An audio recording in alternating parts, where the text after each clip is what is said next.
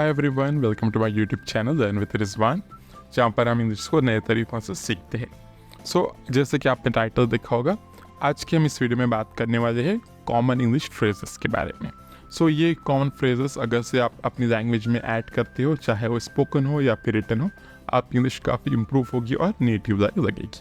What are we waiting for, let's get started. Guys, हमारा first phrase है crazy about, यानी कि किसी को पसंद करना और टू लाइक वेरी मच, यानी कि जब आप किसी को बहुत ज़्यादा पसंद करते हो तो आप बोलोगे कि I am crazy about that. हमारे पास एग्जाम्पल है, she is crazy about ice cream, यानी कि वो आइसक्रीम के पीछे बहुत पागल है। और you can say I am crazy about हर, किसी लड़की को मान लो आप पसंद करते हो तो आप बोलोगे कि you are crazy about her. इस तरह से आप इसको यूज़ करोगे।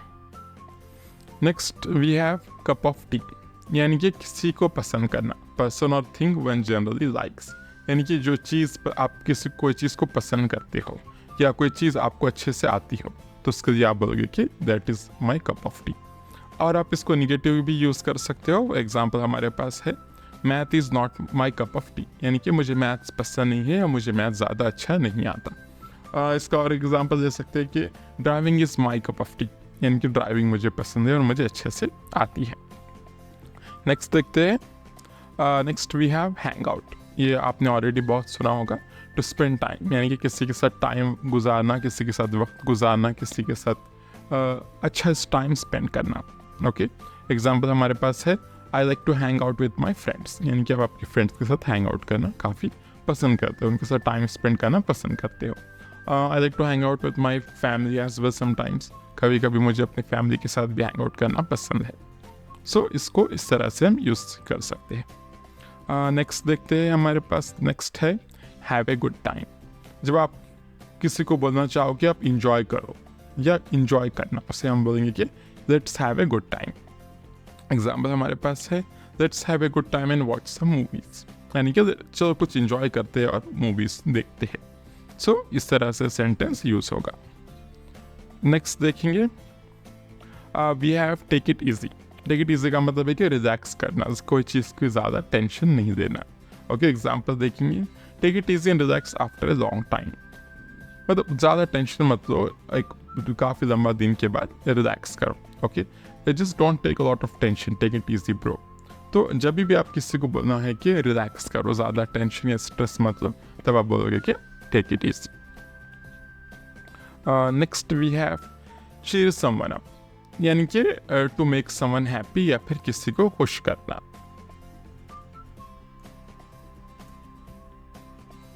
गाइस, किसी का मूड खराब है तो आप जब उसको खुश करना चाह रहे हो तो आप बोलेंगे कि cheer someone up, let's cheer up. इसको इस तरह से भी यूज़ कर सकते हैं। और यहाँ पर एग्जाम्पल में आई थिंक लास्ट सेंटेंस से यूज़ हुआ है। इसका एग्जाम्पल हम इस तरह से दे सकते हैं कि cheer up it's new year, या फिर चीयर अप इट्स वीकेंड, और ये weekend is about to come.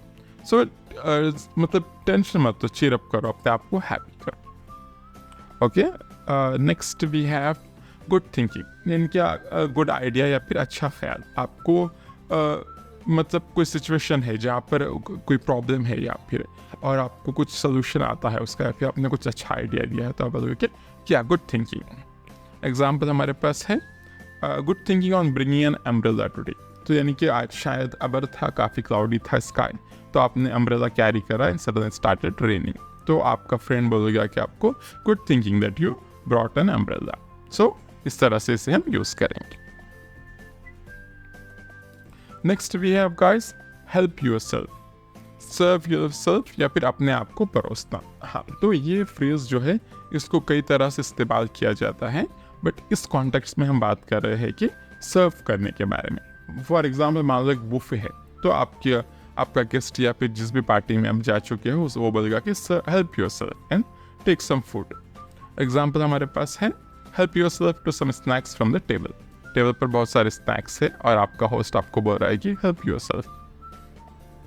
I hope आपको ये सेंटेंस समझ में आया हो।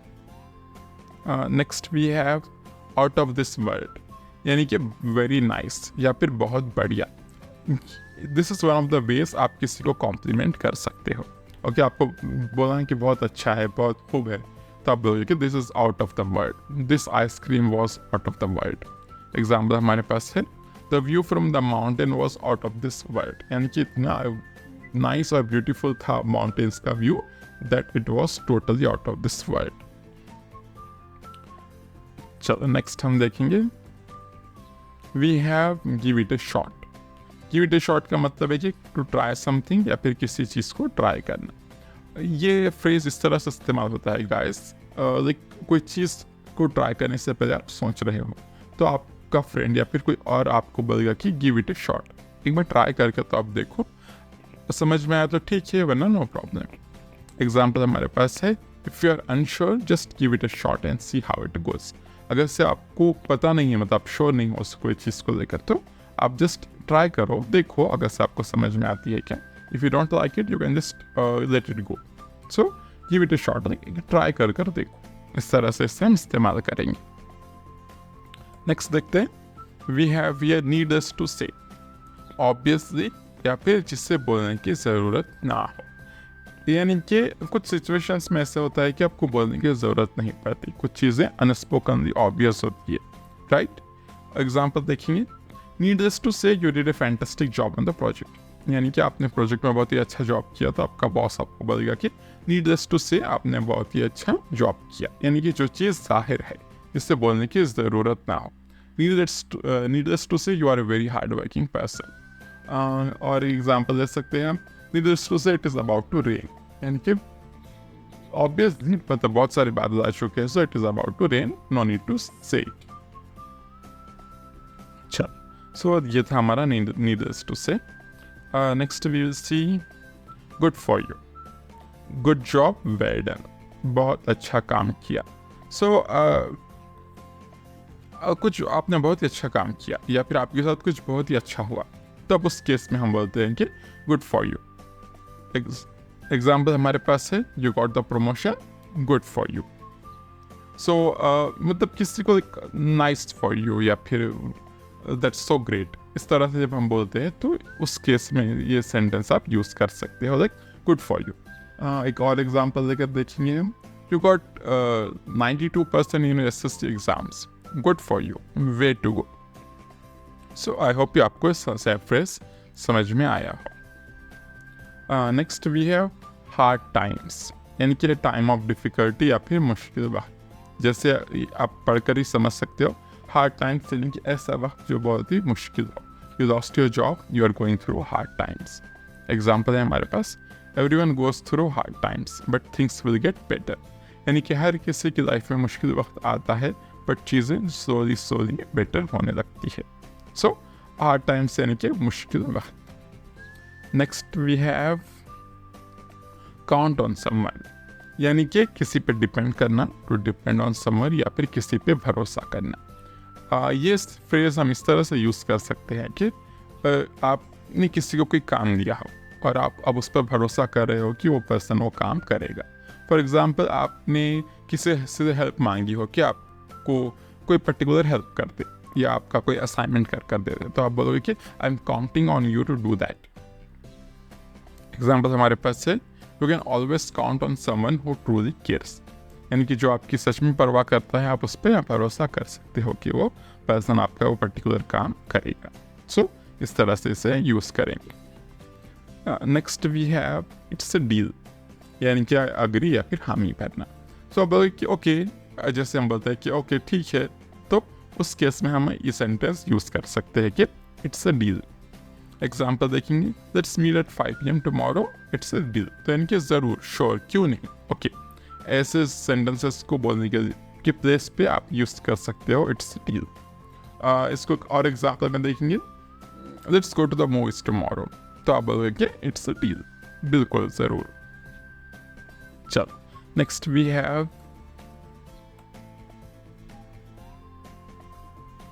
Okay guys, so I think that's it for today. इतनी ही हमारे फ्रेजेस थे आज के लिए। आई होप आपको ये वीडियो अच्छा लगा हो।